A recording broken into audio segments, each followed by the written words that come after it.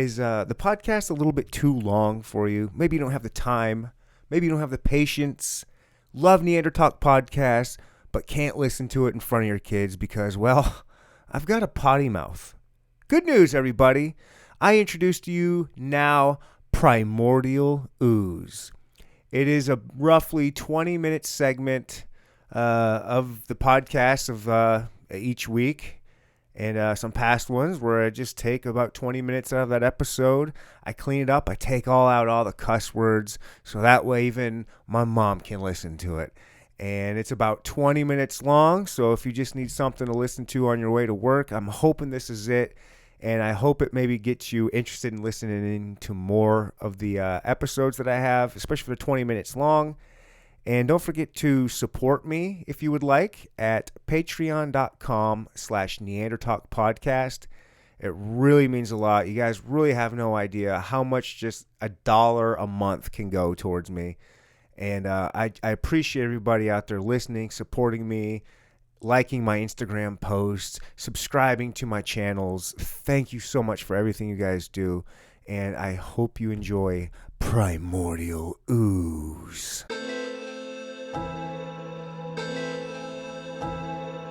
Primordial ooze, also sometimes referred as prebiotic broth, is the hypothetical set of conditions present on Earth around 4 to 3.7 billion years ago. It is a fundamental aspect to the heterotrophic theory of the origin of life. Like I have a friend, so I'll never look at actually paying for it. And anytime I've lost a friend and then I've gained, you just bring another friend over. You're like, let's do a Super Bowl party in my house, knowing that you don't have the equipment to make it work. I don't have live technology. I don't have an antenna. And you're just hoping that one of your friends is like, oh, I've got Sling TV or, oh, I've got YouTube TV. Sign it up to yours, and then you keep it for... You could just be like, hey, I'll host the party, but somebody has to bring the Super Bowl. You just trust it. You just trust it? Have you ever, has it ever fallen flat on you? And you're like, but then you put on a free trial for 7 days. You set an alarm to cancel it, and then... There you go. Everything goes well. Okay. It's like whenever I go and do like shows in other cities, like you just kind of bet on, well, even if I don't have somewhere to stay now, like the show will work out well enough that somebody will give me a place to stay, another comic or a pity couch, a producer, or just somebody that's like, oh yeah, man, I didn't know. Yeah, come stay, a pity couch, something, whatever it is. What's the worst place? What's the worst kind of things you've had to stay overnight at on a comedy gig? Oh God, dude. In Chicago, when we went this last summer, me and my buddy, Chicago during COVID, huh? This was right in the summer. So like everything had kind of like died down. Waxed a little bit. Yeah. Nice. And, dude, we went and we didn't know anybody in Chicago. And I had a buddy that used to do like metal and hardcore shows up there, punk shows. And so I called him, and he was like, I got a buddy you can stay with. And we show up, and this dude lives in filth. Oh, no. Like, he's got a dog that I'm, like, worried about. Like, really? Like there are wrappers everywhere. There's, like, trash just, like, on the ground. And, like, a trash can that is empty. A trash can with a trash bag. He's got the materials, just not the initiative, Not the drive. Yeah, just to put it from there to there. Funny is he had the drive to put the trash bag in the trash can, right? Somebody must have done that for him. Nobody was ever going over to that house, man. It was horrendous. And then we left to go do the show. We left for like 4 hours. Did you meet the guy and hang we out met with him? him and we talked to him for a little bit, and we had to pretend like, oh, this isn't the worst place I've ever been in my life. We're just like, hey, thanks for letting us stay here, And then we were like, we're going to go do the show. He didn't care or think about it? He was just kind of like, hey, it's kind of messy up there, which like, it is not kind of messy. I've lived kind of messy my whole life. Dude. I was in college, Right. I used to have you couldn't see my floor. Yeah. But usually it was like clothes. Maybe some dip bottles, which was disgusting. That's gross, right? That's gross. I can tell you. Those are just disgusting bombs for other people to try to think that they're taking a swig of someone's Coke. And that's why you put them in water bottles. That's why you're kind to your guests. Yeah. But I'm saying, I understand filth. I've lived gross. But to get into this dude's house, it was not kind of messy. This is like a cry for help. Yeah. And then we left for 4 hours and we came back and it had gotten worse. Like there was a shopping cart on the 4th floor of this apartment. And it was just like, what the fuck is going on here? We're just drunk. We're ready to pass out. You'd have to get so drunk you could only pass out into a place that like was that. it. So all there was one couch. There was one couch. Every cushion smelled like farts. And like my buddy just put 3 of the cushions on the ground and laid on those. And in the morning we woke up and I went to the bathroom, had a rough night the night before. Sure. We go into the bathroom. And I opened the door. There's like cans in the bathtub, like aluminum cans. I love this guy. And like, he's not like a partier either. It's like, he's just a sad drunk. Dude, it's sad.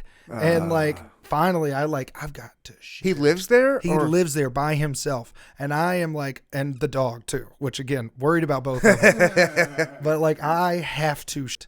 And so I was like, I went to sit and I was getting ready.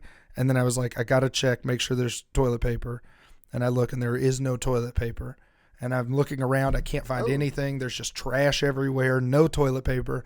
And so I knock on his door. Oh, no. And I'm like, hey, man.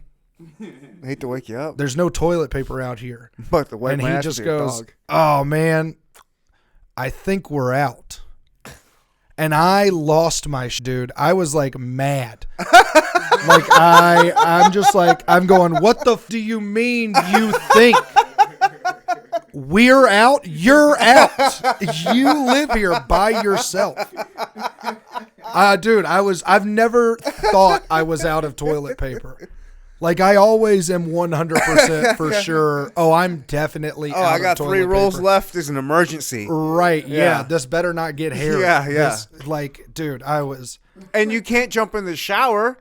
No, there's cans. There's cans Dude, everywhere. And there's no rags, dude. If I wanted to wipe my, I'd be like, bro, give me one of your give me your best T-shirt, dude. I just we just made it into like a booty call where like we just set the key on the counter, and we're like, we'll be back later, and then just never came back. We got a hotel that night, like spent all the money we had made from the shows just so we didn't have to sleep there again. Because I was like, dude, I'm gonna beat this guy up. Like I'm not even a violent person. But I think we're out of toilet paper might be the most infuriating sentence I've ever heard in my life. It was in the middle of nowhere, Canada. It was such in the middle of nowhere lake. The only way to access it is landing on the water on an airplane. You know those airplanes that can go on the water, a float plane. Yeah. So we landed on the lake on that. Got dropped off for a week, and there was 2 cabins. But there was like there's an outhouse. Right, so this is a legit, there's bears out there, there's moose out there. Why are you out here? Is this like a romantic vacation? No, it was, my dad took my brother and I and a whole bunch of other dudes, and it was a fishing. So the opposite of a romantic vacation. Oh my God. Like it was actually good, Yeah. Yeah, it was like just a man's fishing trip. Right. And there was like a few boats out there that you have access to. And you just catch giant on a lake in the middle of Canada. Tight. There's no one out there. My brother and I are on this boat putting along, and we see something floating in the water big. We're like, whoa, what's that? Let's go up there. It was a moose it was a mama moose and a baby moose swimming across the lake. Swimming easily. They swim. We pulled up right next to it. We're floating. We're putting right next to it as it's going. Yeah. I thought if this was back in the day when this is why I'm glad I didn't grow up in the age of Instagram and smartphones with cameras. I wanted to jump on that thing and ride it while it was swimming. It can take me. I'm like, I don't weigh that much, especially then. I was like 160 pounds. I was in high school. I got 160 pounds. I could have jumped on it and rode it across the lake. I wanted to do it so bad. And if it was the day of Instagram, I would have been like, yo, Chris, film this. I'm going viral. You're gonna do it. And that's not a good idea. No, you would have died. No, you'll be fine. I think you'll be fine. You don't think they would have stomped you? You're in the water. They're swimming. It's like 50, 60 feet deep underneath them. You just jump on it, ride it for a minute, and then jump up right back off. Oh, there's no issue there. The real issue is once that does go viral and the police find it or the game wardens, that's, I think, highly illegal. You might get like animal cruelty, like you could really go into jail. However, Now that I'm thinking this through, I still could have done it, waited to post it until I got back to the United States, though. Extradition laws. I don't know. Would they extradite me? They probably would extradite me. I lived in Michigan at the time. It's just like, yeah. Dude, I don't know. I saw my first moose a couple of weeks ago, and they're huge. And they say they kill more people than bears, and so I wouldn't hop on a bear if it was swimming. Well, that's a little different. How? They're huge. Because they got claws and teeth. Dude, they got hooves and antlers. But you're in the water. Dude, just one A bear antler. can just like quickly and bite your head off or swipe you. It's like, would you jump on a horse in the with a horse swimming? It's like would you jump on a horse that was swimming across the lake? No, dude. For the gram? No, man. You know what? That's just where you and I are a little bit different. You know what I would do for the gram? I would take a video of a horse swimming and be like, "Can you believe this horse is swimming right now?" Well, now look at this I will say moose. I didn't jump on it. Sure, so. yeah. For the game wardens listening at home. No, I actually didn't. But I mean, dude. They're huge, man. I know they are. I was right next to one. So I was wondering. I was like, I wonder how entertaining we can be hungover. Can we drink? And I'm like, I'm still drinking. I don't know if I'm going to get wrecked. Salute. We're going down Bourbon Road. We just had Basil Hayden's. It was phenomenal. I really liked it. Now we've got this Jim Beam Black. I'm enjoying this. The Jim Beam Black is definitely tougher. It's not as smooth going down, but it still tastes great. It's still good. That Basil Hayden felt like nothing. I don't know. I might argue a little bit with you and say it is just as smooth. I don't get any burn at all. There's like no heat. There's no heat with this. No, with the Jim Beam. The basil Charles. comes in at the very end. Yeah, it's good. I am very. I almost didn't buy this little. So this came as a collection box here. I mean, I don't know. I'm not obviously getting paid. It was like $50 for the 3 of these. Not bad. And so I went up to the counter. I was like, let me just see. Is this really a good deal? Let me see if I can buy them separately because I don't really want the Jim Beam because it's Jim Beam. And then I priced it. The Basil Hayden's for this is like 18. The Knob Creek was like 22. So it was like, oh, well, this is basically like 10. Well, maybe it was even more than that. I was basically getting this for free. Yeah. And I was like, well, I'll do it that way. And I'm actually surprised at how good it is. I think this is a win-win for all of us. Look, now, instead, last time we did this, we had a whole bottle of one whiskey. And so then we got to see progressively how drunk we were getting. I was paying no attention to that.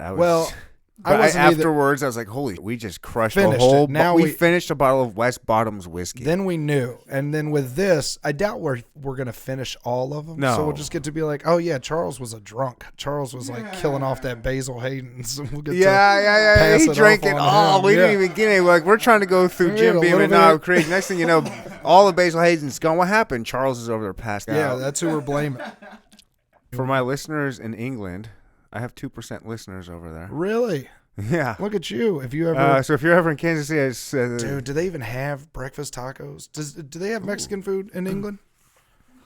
Like Tex-Mex food?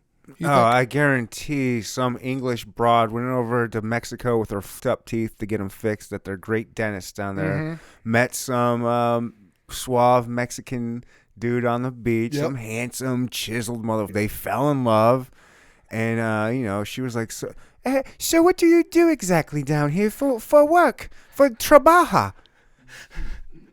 You ready for this? I just make some tacos. I have a taco cart. You should try some of them cabeza tacos. I don't know which group of people is going to be more offended. 100%. Oh, cheerio. I think you should come on over to England and marry me. Shag up with me. We'll get a loft. What do they call their, not a loft. We're right up on the lift to our, what do they call their apartments? What do they call those things? Flat. Hello, we'll go to our flat. We'll drive up the lift up the flat. Oh, that sounds great, S.A. I'm going to sell these tacos. Why do they both keep becoming more and more Norwegian? Both of them start drifting into because I'm very white. She keeps becoming that chef from the Muppets. Durgan. Oh, don't you come up to her, Fletch? That's just how I go, man. I don't know. That's the beauty in that comedy of it. So that's where I'm hoping nobody gets offended because that's how awful I am. Dude, look, you know. So over there in England, when you're on the paseo, get these breakfast tacos. You know what I'm talking about. God, dude, it'd be so funny if like he doesn't even make tacos. He's just handsome. Just handsome. What else am I going to do for work in London? As a Mexican? Yeah, dude, As a London's handsome got this food of all time. He could put together any taco and Hey, they'd listen. be like, oh my God. They got something in London called spotted dick. And it's a food. Oh, it's not a disease? No, it's a drink. It's a food. It's a food. It's called spotted dick. It's a food. Google it. So yeah. Is it like sausage, potatoes? Well, I don't know. I just remember it in the movie King Ralph. Okay. Deep Throwback. King Ralph reference. Not enough of those anymore. Are there any? No. You remember that movie? Mm-mm. King Ralph? Not John even in the Goodman, slightest. the guy from Roseanne, the dad from Roseanne. I know was in John. it. I love John Goodman being the dad from Roseanne is like the number one. That would be the best. Well, that is his number one I role. always you know what I always think of? I just realized this because John Goodman, the wife of Roseanne, is the right, or the husband of Roseanne is the right call. I always think of the Coen brothers movie. Oh, Brother, Where Art Thou? Is what I always think of him in for some reason. He's the Bible salesman in that. Of all the roles, you would think of him in I that. always think of John. That's why I just realized it was strange. Not Walter from The Big Lebowski. I mean, I think of that, but like the one I immediately think of is him as the Bible He's salesman. always going to be the dad on Roseanne to me. Yeah. He's always that to me. That's what he is. Yeah, I went to make fun of you, but I immediately made fun of myself. You were 100% right. And especially when that movie came out, that was like his first kind of thing. I think, at least that I would have recognized outside of Roseanne. I was like, oh, this is Talking about John Goodman. Yeah, in Oh Brother, Where Art Thou? No, King Ralph. Oh, okay. What does he play? King Ralph. Okay. Okay, so he is like, he's just a. Okay, mind you, this will be a fun game, and this will be a fun podcast. This could be a fun podcast idea for people out there. Taking a movie that you saw one time when you were a kid 30 years ago and telling someone else what it is. Oh, yeah, that's fun. It is, right? Because that is King Ralph for me. I saw it one time when it came out, whatever year. Let's look that up. Hold on, before you look it up, tell me what you think it is. I want to know what year it is. I want to know. So John Goodman is King Ralph? Oh, yeah. So me he was everything like else you some kind of remember. like low life bowler type dude, like scumbag in America. Think of like an Uncle Buck character type thing. Like a Chicago bowler guy that's just a piece of, and then all of a sudden finds out that he's got some family member that died that was like a king in somewhere in England. And he's like the next living relative through some weird thing. Like, you're the next one in line to be king. Because this guy's dead, this lady's dead, whatever it is. Right. He's just, boom, that's how 80s, 90s type it would work. Yeah. Storylines would work. Sure. And so all of a sudden he's like king and has his castle. And so, like blue collar dude is now a king in England somewhere and has a castle. And he's like trying to get ingratiated, if that's the right word, into the culture. And, like spotted dick was like a big joke because that's like some loafy looking, almost like a pimento loaf looking thing. I think that's what they poured. I don't know. And that's what it was. And then, that's it. That's what I remember. That's a pretty good definition of a movie. I thought it was going to be way more intricate or way more disconnected. That was pretty spot on. I feel like. Yeah, I don't know. That sounds like a good movie to watch. Does it though? And when? Does it though? 91. Like that's what year? 91. Like I said, that's like an 80s, 90s. That's like an 80s. That's like a late. Yeah, like where they use that kind of formula. That's Right. where I'm looking formula. Yeah. The a friend of mine. 91. What time did Roseanne come out? 89. You think it was 2 years and then King Ralph? Maybe he's already doing movie.